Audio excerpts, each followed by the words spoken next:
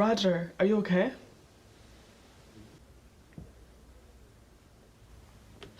I'm lost. Roger, you're not lost. You wouldn't be here studying with us if you were. In the book of Matthew, chapter 12, Jesus says that all manner of sin shall be forgiven.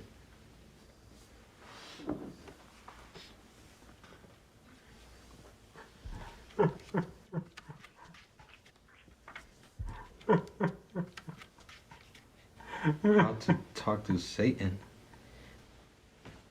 I don't want this book in my house. You have no idea where I've been. Roger, it doesn't matter where you've been. God knows you were deceived.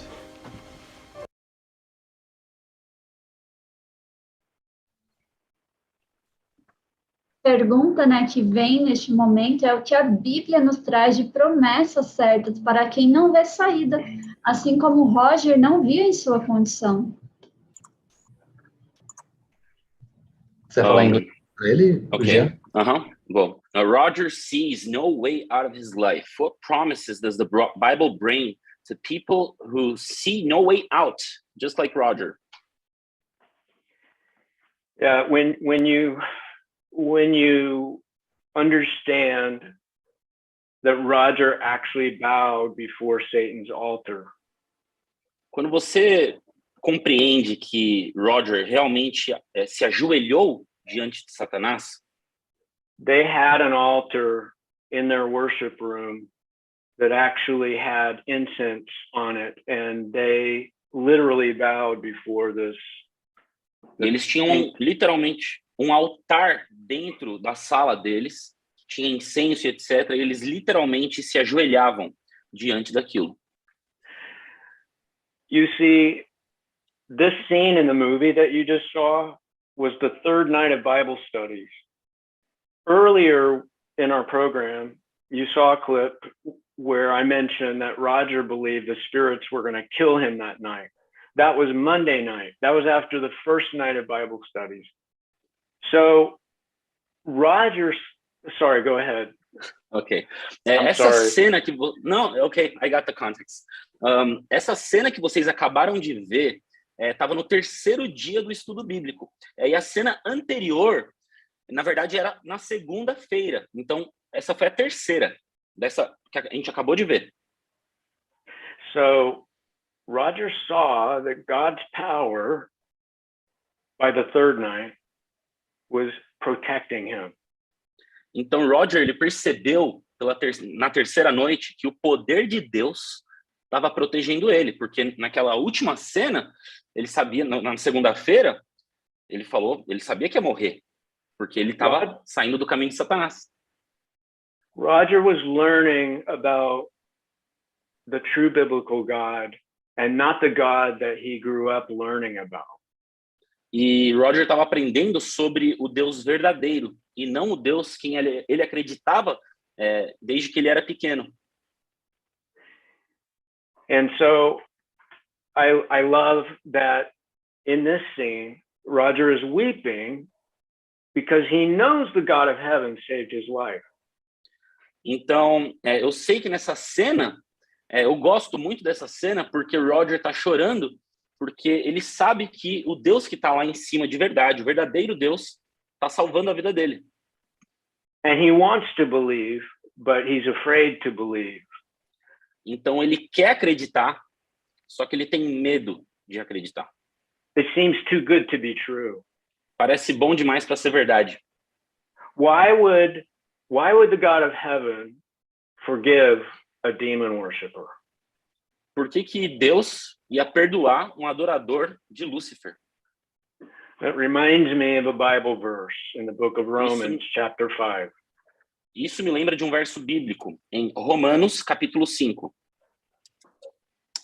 Romans chapter 5, verse, I'm going to read actually a couple of verses. Romans 5, verses 6 through, 6 through 10. Então vamos ler Romanos capítulo 5, dos versos 6 ao 10. Okay, it says, for when we were still without strength, in due time, Christ died for the ungodly. For scarcely for a righteous man will one die, yet perhaps for a good man, someone would even dare to die. But God demonstrates his own love for us, in that while we were still sinners, Christ died for us. Much more then, having now been justified by his blood, we shall be saved from his wrath through him. And here's the key verse, verse 10. For if when we were enemies, we were reconciled to God through the death of his son, how much more, having been reconciled, shall we be saved by his life? Então, lendo aqui, versículo 6, Romanos 5, 6 ao 10. Porque Cristo, estando nós ainda fracos, morreu a seu tempo pelos ímpios. Porque apenas alguém morrerá por um justo, pois poderá ser que pelo bom alguém ouse morrer? Mas Deus prova o seu amor para conosco. Em Cristo morreu por nós, sendo nós ainda pecadores. Logo, muito mais agora, tendo sido justificados pelo seu sangue, seremos por ele salvos. E aqui está o verso-chave. Porque se nós, sendo inimigos, fomos reconciliados com Deus pela morte de seu Filho, muito mais tendo sido já reconciliados, seremos salvos pela sua vida. So, when we were enemies of God, Christ died for us. Então, contextualizando o que a gente acabou de ler. It wasn't when we were family or friends.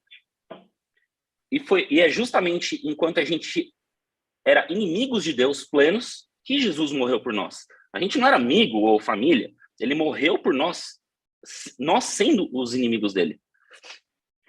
Romans chapter 8. Let's go to Romans chapter 8. There's another interesting verse, just a couple chapters ahead.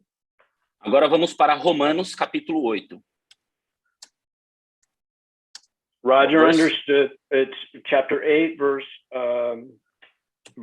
6 and 7. Romanos capítulo 8, versículos 6 e 7. For to be carnally minded is death, but to be spiritually minded is life and peace. Because the carnal mind is enmity against God, for it is not subject to the law of God, nor indeed can be. Porque a inclinação da carne é a morte, mas a inclinação do espírito é a vida e paz. Porquanto a inclinação da carne é inimizade contra Deus, pois não é sujeita à lei de Deus, nem em verdade, e pode ser. Remember how last time we shared together, I shared with you about how God impressed me to start memorizing scripture? Lembra da nossa última live? Quem não viu aqui, vai no YouTube, é só escrever no nome do Chris, no canal da Drica, que a gente falou sobre como decorar os versos bíblicos. Quem viu? Você lembra? Romans 8 is the very first full chapter that God impressed me to memorize. E o capítulo 8 de Romanos é justamente o primeiro capítulo que Deus me impressionou para decorar. The whole gospel is there in that one chapter. E o evangelho todo, ele está resumido nesse capítulo. I would strongly recommend it to all of you to go there and memorize it because it will change you. E na verdade, eu recomendo que todos vocês, todo mundo que está assistindo aqui, vá para esse verso e tente decorá-lo, porque vai te mudar. It teaches in the chapter that the Spirit who raised Jesus from the dead comes and dwells inside you. E ele fala também nesse capítulo que o Espírito que veio e ressuscitou Jesus, ele entra em você e duela com o seu caráter pecador. In verse 11 in chapter 8, it says that Spirit will give life to your mortal body by the Spirit who dwells in you. E no capítulo 11, I'm going to read it, okay? No versículo 11 diz: "E se o Espírito daquele que ressuscitou Jesus dentre os mortos habita em você, aquele que ressuscitou a Cristo dentre os mortos também dará vida aos seus corpos mortais, por meio do seu Espírito que habita em vocês. So you read verse 11 I already? actually read it, Okay. yeah. Oh, wonderful, wonderful. Yeah. So we're going to talk a little bit later about addictions and the power of God to deliver us from problems in our lives. And this chapter has done so much in my faith to build my faith in regards to God's power to change your life. Então, mais adiante, a gente vai falar sobre vício, como vencer vícios. E esse capítulo, ele realmente me impressionou muito em mostrar como a capacidade que Jesus tem de transformar a sua vida. Before we go to the next question, I would like to share one more verse with you, which was my favorite verse. The first Bible verse my mother gave to me when I was 5 years old. E antes da gente ir para a próxima pergunta, eu quero compartilhar mais um verso bíblico que a minha mãe compartilhou comigo e é muito especial para mim. It's still my favorite Bible verse today. Isaiah 41, verse 10.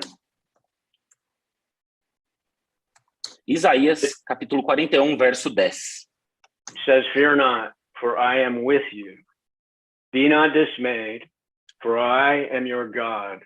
I will strengthen you. Yes, I will help you. Yes, I will uphold you with my mighty right hand." E diz, não temas, porque eu, Deus, sou contigo. Não te assombres, porque eu sou teu Deus. Eu te fortaleço, eu te ajudo, eu te sustento com a destra da minha justiça. This was the God that Roger fell in love with. This is the God who took him out of that deception and gave him a whole new life. E esse era o Deus que Roger amou, passou a amar, e esse é o Deus que tirou ele de onde ele estava e deu para Roger uma vida nova. And it's not just a story about Roger. Roger's story is a small example of your life and mine. E não é só a história do Roger. Na verdade, a história do Roger é um pequeno exemplo da minha e da sua vida. Because this spiritual battle is going on around your life and you might not even recognize it. Porque essa batalha espiritual pode estar rodando na sua vida e mesmo que você não perceba.